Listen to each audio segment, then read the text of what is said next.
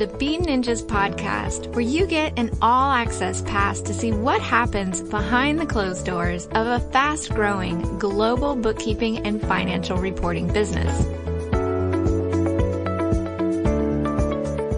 Hey everyone, and welcome to another episode of the Be Ninjas podcast. Today we have Kevin Basham on the show. Welcome, Kevin.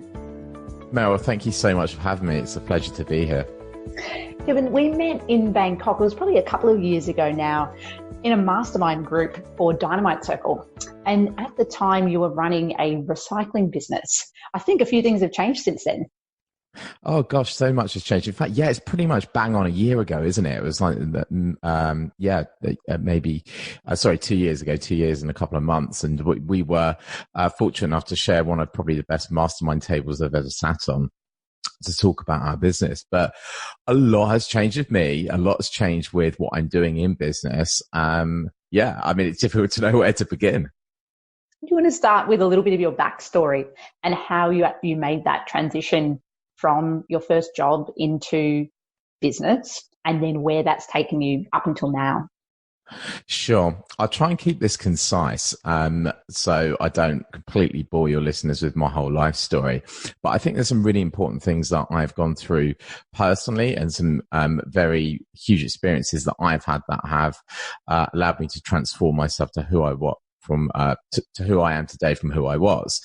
So just roll back when I was at school. I wasn't a particularly confident kid. I was bullied. And I just wasn't really somebody that I ever thought I could go and do anything particularly great. It was a good school, but I didn't fit in there. And I think as a kid, when you don't fit in, you always think something's wrong. And from an academic point of view, I was pretty average. So I didn't really have any huge accolades. And then, so I left school as soon as I could after I finished my exams and things, and went on to, study, IT and computer science at college. And, I got very bored there, spent a year doing that, and then, jumped into working sales, which, for a shy kid that didn't really have much confidence, might not have been the most logical step, but it's probably the best thing I've ever done, I would say, because I learned how to succeed in a different environment, how to succeed when other people believe in your ability. So I had some great managers and mentors, and I excelled in a sales career. I sold mobile phones on a retail basis, and then after about 3 years, I left that sector and had my first B2B sales job, which everyone laughs when I say what this was, but I was selling doormats door to door, which right. So I was a door-to-door salesman selling doormats, which I think is amazing. But if you ever want a job that builds character and thickens your skin, that's a really good one to pick. But this was to businesses. So these were like fitted logo mats and industrial flooring and stuff. But I kind of boil it down because I think it's a funny story, really. But I just felt so confident that I could go and do something, because I thought, if somebody else could, why can't I? And really, there was a proven formula for success. I had mentors and managers and other people that were doing it, and I just followed what they did, but used my own sort of charm and intuition and interpersonal skills. And then I had sort of a fairly lengthy career in sales. I mean, I'm 35 now. So my last employed job was in 2009. So it'll be a decade, in about a year's time that I would have left full-time employment. I just had various different sales jobs in the waste and recycling sector, which kind of led me on to setting up my own business in that sector. And what were those early years of running your business like? How did you really grow the business from those early days? Yeah, I mean, I'm from a sales background. My business partner's from a commercial background. So for me, the most important thing was, what can I sell today to put money in the bank tomorrow? And you know what? That mantra, that motto has always followed me through in business, because until you're actually selling something, then really you don't have a business. So in answer to your question, how did we scale it? At the time, so I kind of left this detail out really. When I left my last employed job, I was in a really bad place in my life. I wasn't very happy. I was pretty down. I was probably depressed really. And I had a lot of personal debt. In fact, I had £40,000 of personal debt, which, I was really embarrassed about and didn't tell anyone. Because it's not the sort of thing I wanted people to know about me. I think it's about 80,000 Aussie dollars or something like that at the moment. So it was a huge amount. So when I started the business, I'd quit my job and I didn't have an income. So I had to just find some stuff to do that would bring in sales that could support, give me an income and give my business partner an income. And, within about 3 months, I was earning twice as much money as I was in an employed job. Now, I wouldn't encourage anybody that's thinking of starting a business to do it that way round. In fact, it's a really bad idea. But when you have a gun to your head and when you have to do something, you kind of make things happen. So that was my first thought wasn't, let's sit down, let's do a business plan, let's do a 5-year growth plan, budgets, forecast. It was like, no shit, what can I do today to sell something to put money in the bank tomorrow? And that's literally what we did, and scaled that over probably 2 or 3 years. And then after 2 or 3 years, we then thought about the business in a different way. We thinking, right, look, we need to scale. We need to get people in, because I was doing way too much. I was doing like the classic entrepreneur thing. You're doing 75-hour weeks, and it just becomes very unhealthy. And a business is hopeless if it can't scale beyond the founders and the creators, because all you're doing is getting yourself a job, but you're just in control of the hours, or so you think. You just work more, you may earn more, but it's not much fun. So I started to recruit people in and put some systems and processes in. And really the recycling company is 8 years old now. So it's got to a stage now where I've got a really awesome management team in place that manage most of the day-to-day stuff. And yeah, we're growing, but not as aggressively as we were in the first few years, because I know that this particular business model has limitations on the way it can grow. A more traditional type of business is not going to do 100 or 1,000x like maybe a SaaS business or a tech business or a fintech business. So really getting it to where we are now has put me in a happy space. It gives me a good income, and it's kind of like my first major success really. But like any entrepreneur, I get bored. So that's kind of why I started to diversify into other things. And that really leads nicely into the main theme of today's podcast, which is around cryptocurrency. So do you want to talk a little bit about what you do in the cryptocurrency space and how you got started? Well, I tell you what, I do. I'll answer the second question first, how I got started. So this is a person that you and I probably both know, actually. So Peter Shankman, he does lots of things. He does lots of triathlons and Ironman stuff at the minute. He's a bit crazy, but I was in his mastermind group, and there were a few guys in there at the start of where I must have been, start of last year, that were talking about cryptocurrencies, and they were buying something called Litecoin on this app called Coinbase. And I thought, what is this? And they were like really bullish on it and saying, this is going to be like the next Bitcoin. And I'd heard of Bitcoin and I didn't really know what it was. I knew it was some kind of digital currency, but apart from that, I didn't realize what the importance of it was. So anyway, I went off, opened up my Coinbase account on my app and bought some Litecoin with my credit card. I spent, I think about £500 on that, which was money that I thought, well, if it goes tomorrow, I'll be a bit pissed, but hey, it's not going to affect me too badly.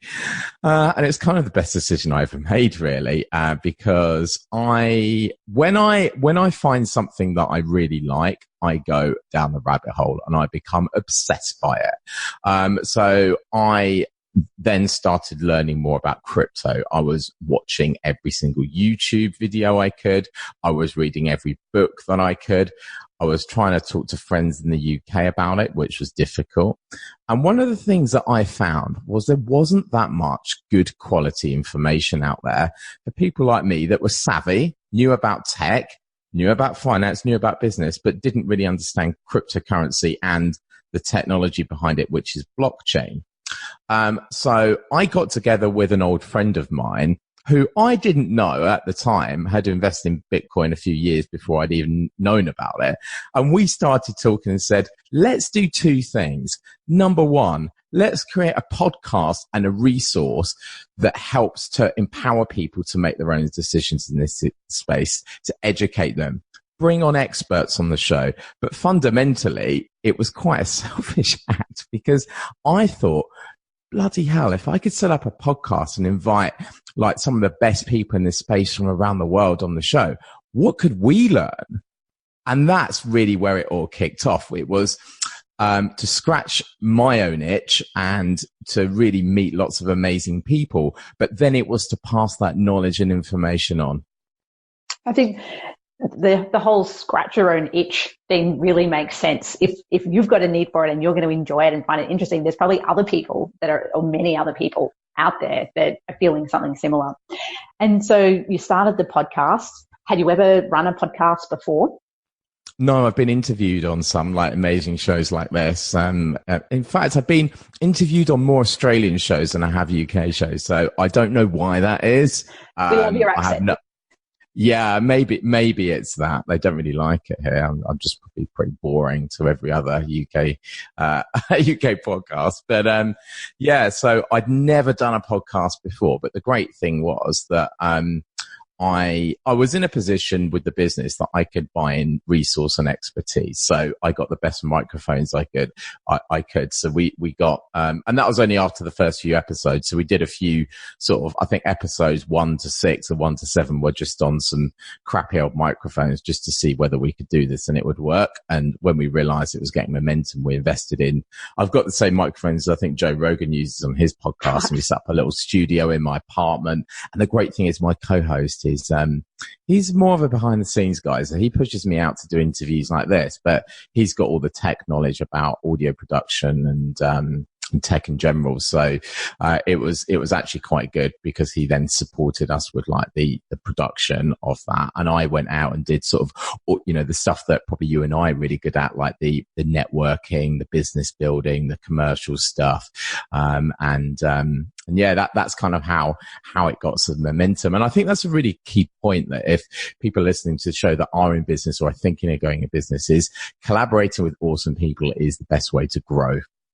Yeah, absolutely. I think, I can't even remember who it is. Maybe it's Jason Calcanis talks about when investors are looking at businesses, if there's only one founder, then sometimes that can be a red flag, whereas businesses with multiple founders often have a higher probability of success and different skill sets and people invested.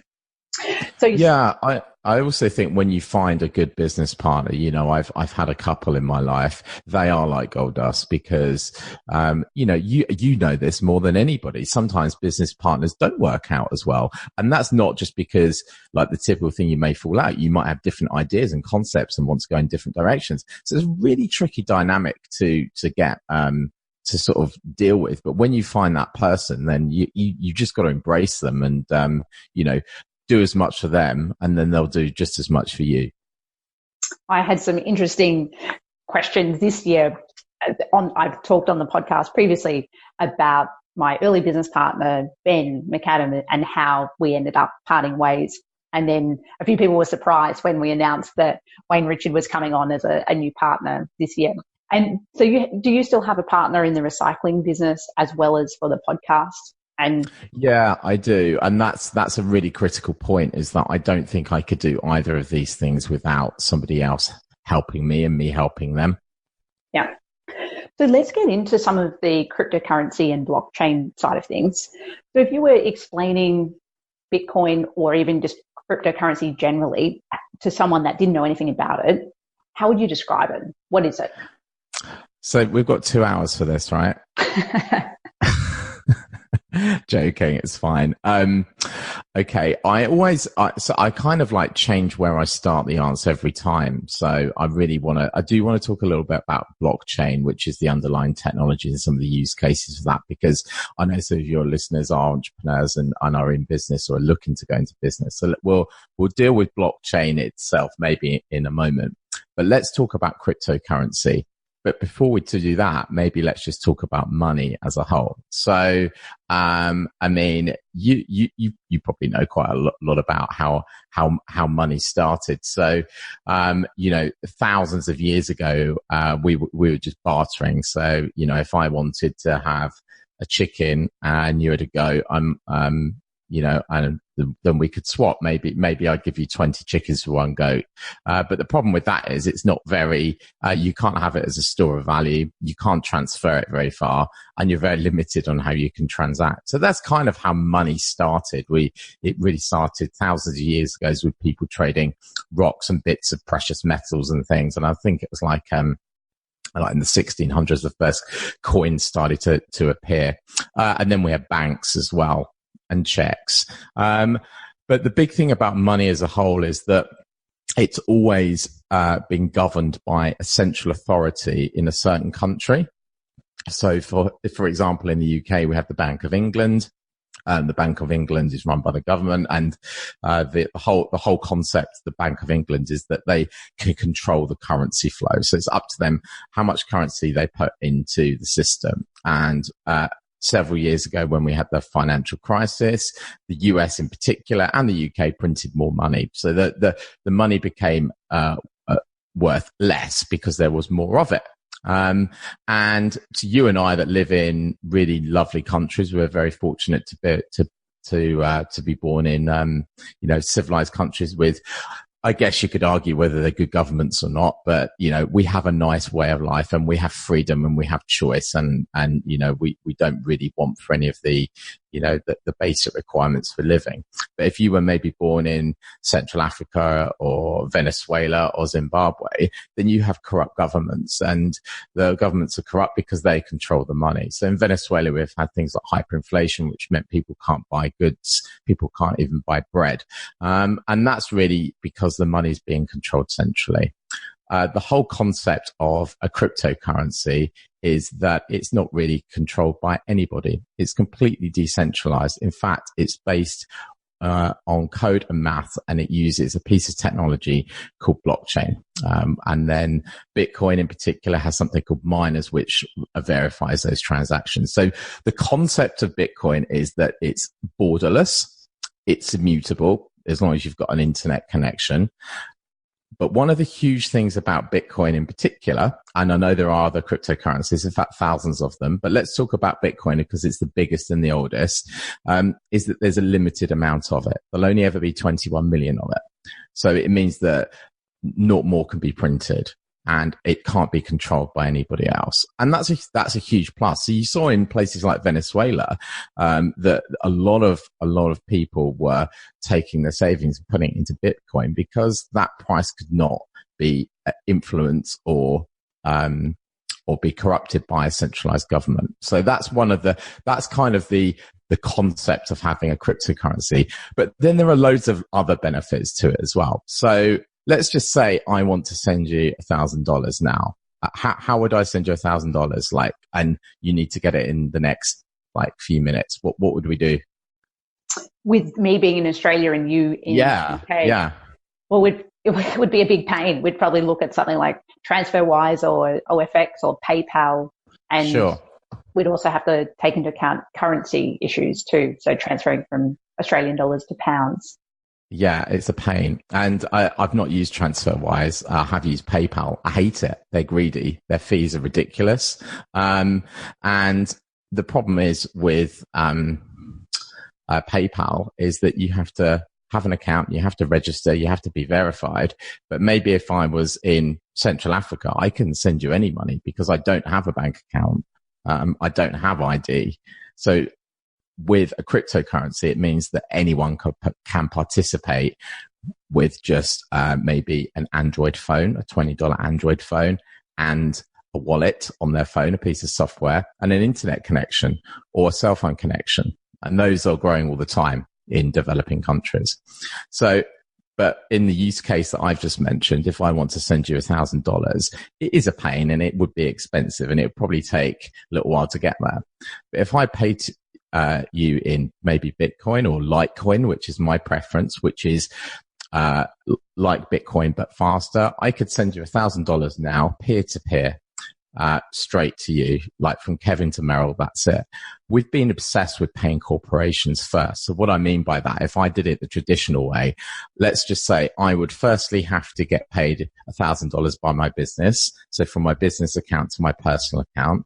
And from my personal account, it would then go to some kind of like international transfer thing. Then it would probably go to some huge bank in Australia. Then it would go to your personal bank and then you get it out eventually. So you've got that whole process to go through. And every single time somebody handles it, there's fees and charges.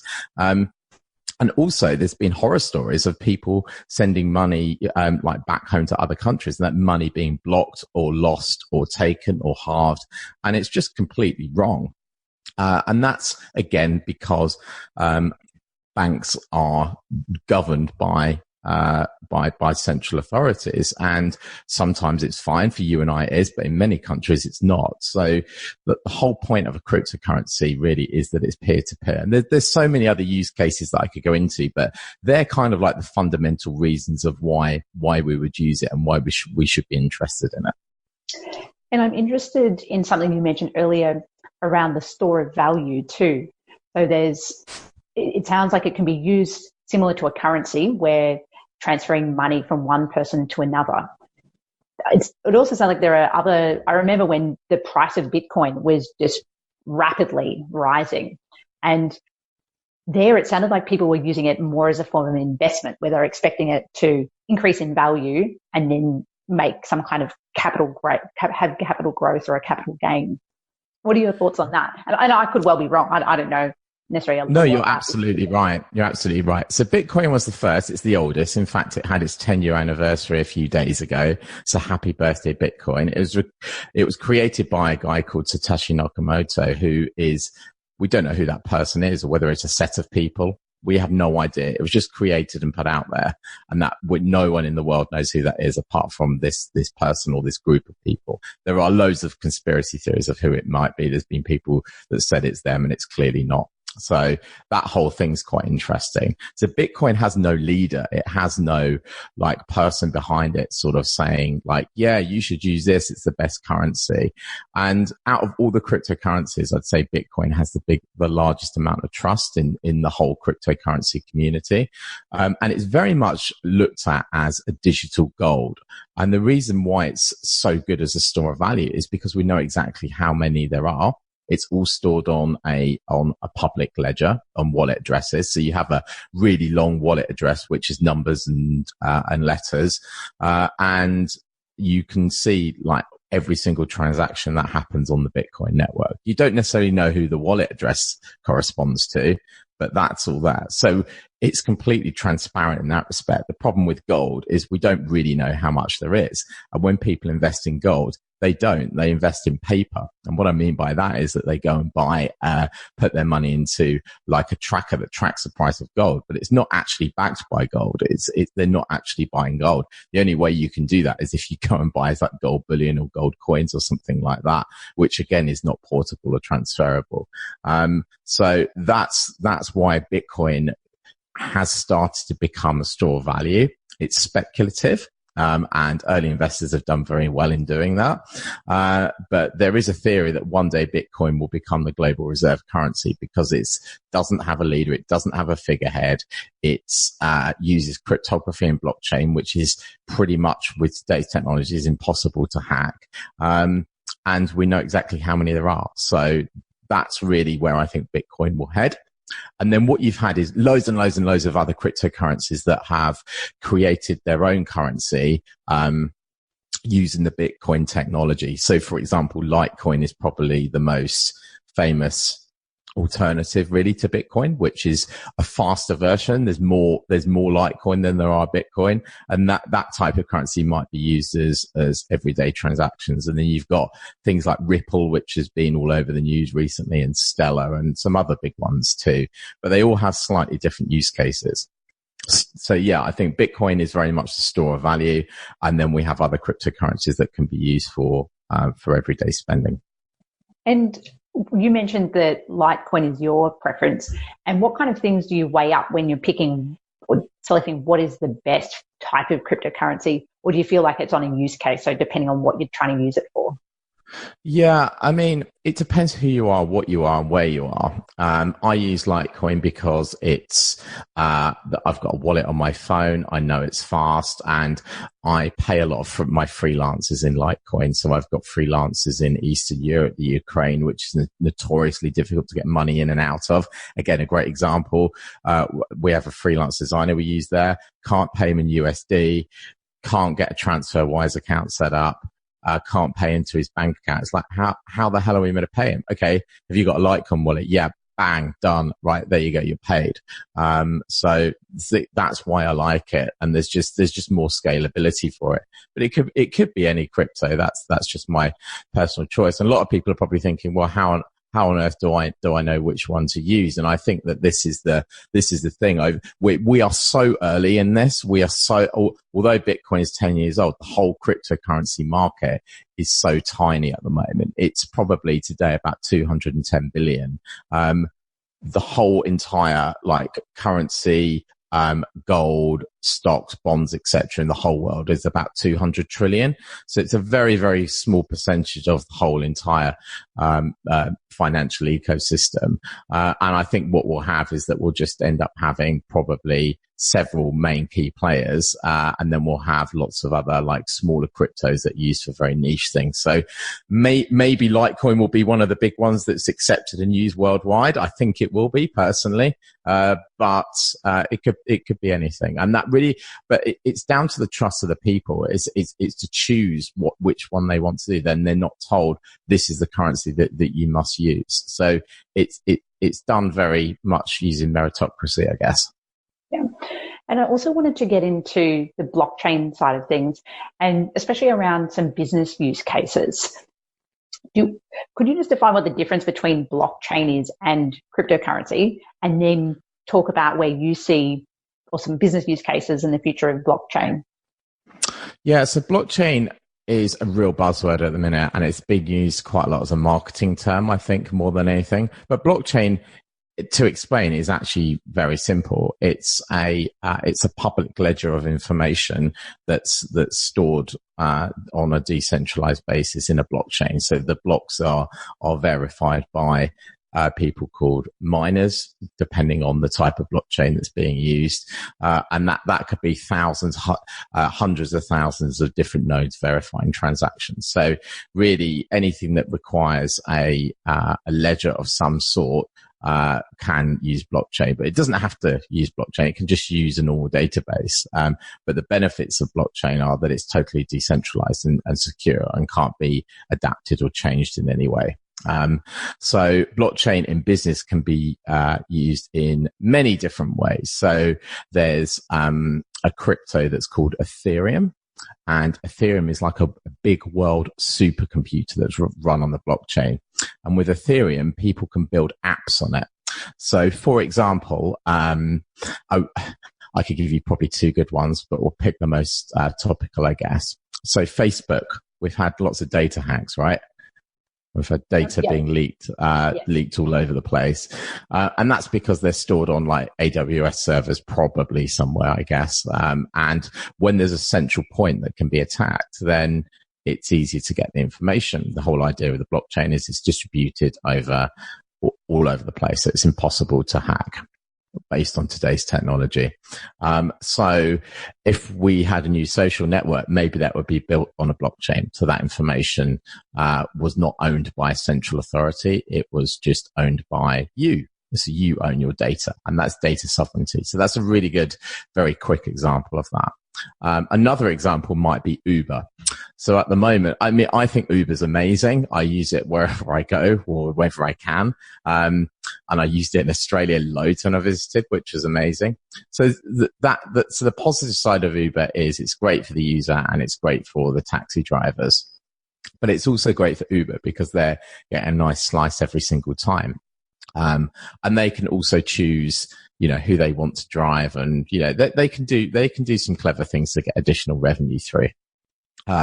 If that application is maybe built on Ethereum or one of the other big supercomputers that's using blockchain technology, it would mean that if I was a taxi driver and you wanted a lift, we could transact with each other on a peer-to-peer basis using smart contracts on the supercomputer. So what it does is it removes the requirement for a centralized business to have the power and to provide the resource and able to make that happen. Does that make sense? It does. It sounds like it's removing what we might call an agent. So could something similar... middleman. Yeah, yes. Exactly. Yeah. I love that.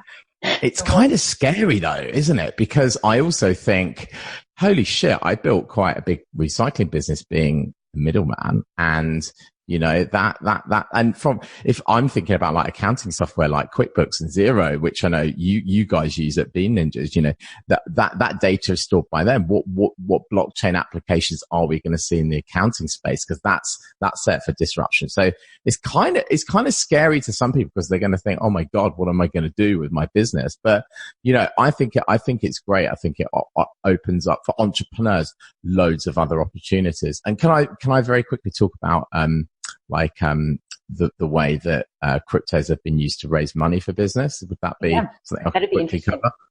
Yeah. So over the last year or two, we've seen a huge spike and then a recent downturn in ICOs. So these are initial coin offerings. So the idea is that I say, okay, I am going to do this new social network. Is going to be called Bookface, and it's just like Facebook, except it's more secure. It's got loads of extra features, and advertisers don't necessarily have to pay to use it. They can work peer to peer with people who use it, so you can get paid for watching adverts. So it's a revolutionary business model. So I say, right, I've got a minimum viable product. I've tested it. I've got 5,000 users on there. They all love it, but I want to build this thing out, and I need.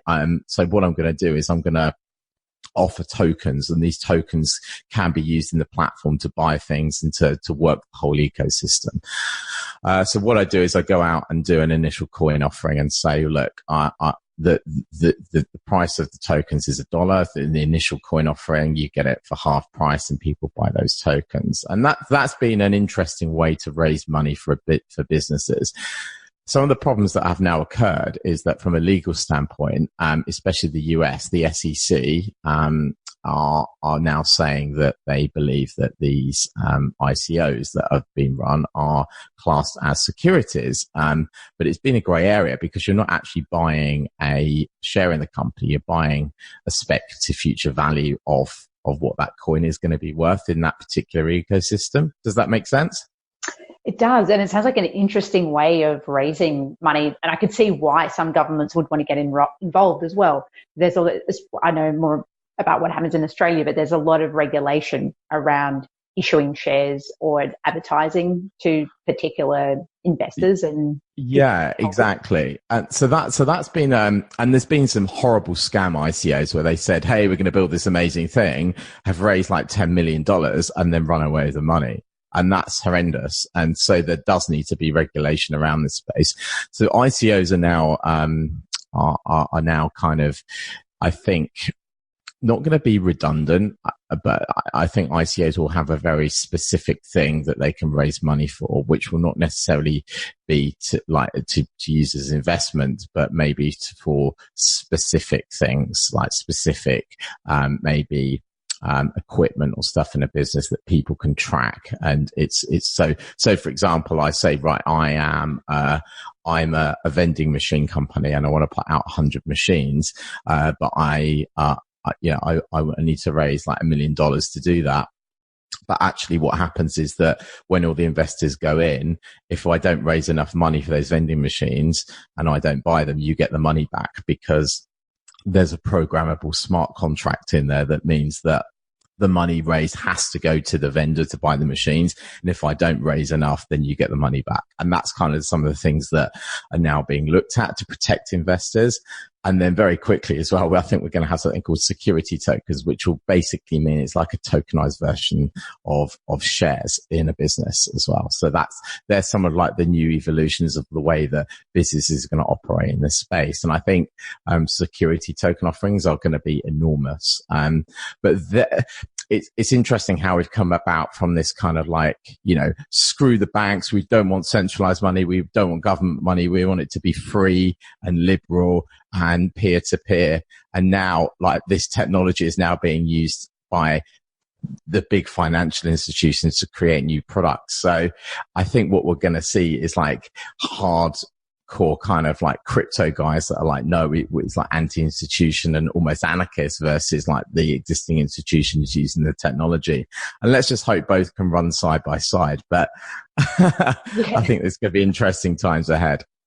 Absolutely. It sounds like such an interesting space and so many things that are happening, and it's probably hard that with some of the things that you've talked about, I hadn't heard of previously. And I think there might be new developments as well over the next 10 or 20 years. So thank you so much for coming on, Kevin, and sharing some of your knowledge around cryptocurrency and blockchain. It's been a pleasure. I feel like I've kind of just skirted over the top of various different topics, and I just really wanted to give your listeners enough information to go and think, I really want to find out more about this. So, if they've got any questions, then I am more than happy to help them. That's not a problem. But there's loads of other resources out there that are not just mine that are also very good as well. And before we wrap up, I wanted to ask a question, not related to cryptocurrency, but just related to how you're able to achieve so much in a week. You're running a recycling business, you're doing a podcast. Before we started recording, you mentioned having some other entrepreneurial endeavors on the go. How do you structure a week, or how are you able to effectively be involved in so many different activities? Just being really boring. So systems and processes, and that's it. So I'll tell you what I mean by that, because I go on about this to people all the time. Like, how do you do so much? I'm like, well, you actually find out all the gaps in the days where you don't do anything that's productive, and you plan stuff accordingly. So podcasts, Mondays and Tuesday afternoons are always recording days. That's it. They're set in stone. Guests need to come on. If they can't come on, then I'm really sorry, I can't have you on the show. And I know that sounds a bit kind of, a bit blunt, but that's the only way that we can function. And then Wednesdays, I'm in my recycling business.